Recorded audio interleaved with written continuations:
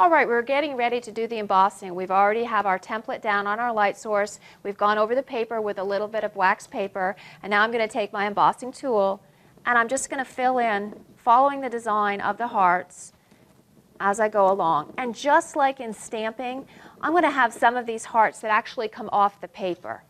So because I want it to look natural and random, and that's why you do that part. So I've got some up here.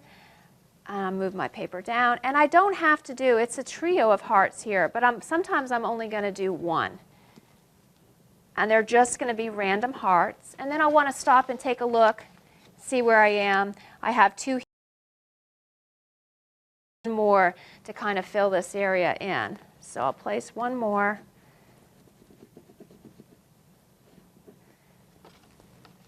That looks perfect, except for I see one more space.